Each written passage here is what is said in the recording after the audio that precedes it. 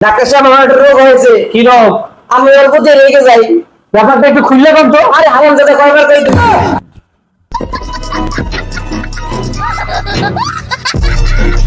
Doctor সাহেব, আপনি কি সত্যি কথা কইতেছেন? আমি চশমা দিলে পড়তে পারবো? হ্যাঁ, পড়তে পারবেন।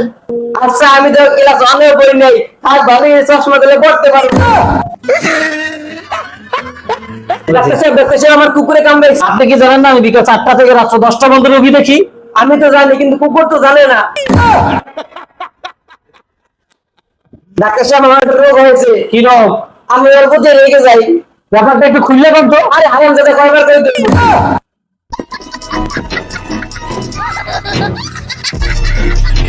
ডাক্তার সাহেব, আমি তো পায়ে ব্যথা পাইছি।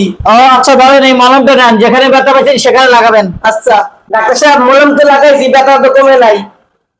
কেন? যেখানে লাগাইতে বলি সেখানে লাগাইছে? সেখানেই তো লাগাইছি, ওই যে খাটের খুঁড়ায় ব্যথা পাইছি, খুঁড়েই তো লাগাইছি।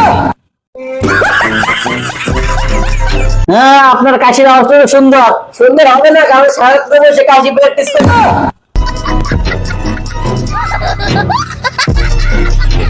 ডাক্তার সাহেব, আমার বাঁচান, আমি 10 মিনিট ভিতরে মারা যাবো। আচ্ছা, আপনি একটু অপেক্ষা করেন, আমি 20 মিনিটের মধ্যে আইতেছি।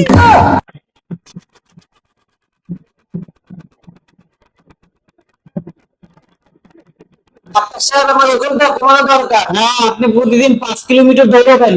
আচ্ছা ঠিক আছে। ডাক্তার সাহেব, আমার ওজন তো কমছে, কিন্তু আমি বাড়ি যাবো কিভাবে? কেন? আমি প্রতিদিন 5 কিলো দৌড়িতে দৌড়িতে এখন আমি 3000 কিলোমিটার দূরে এসে পড়ছি, এখন আমি বাড়ি যাবো কিভাবে? ডাক্তার সাহেব, দুনিয়াতে এত চিহ্ন থাকতে আপনারা কেন প্লাস চিহ্ন বেছে নিয়েছেন? আরে রুগী বাসুকর মরুক, ডাক্তারের পকেট তো প্লাস।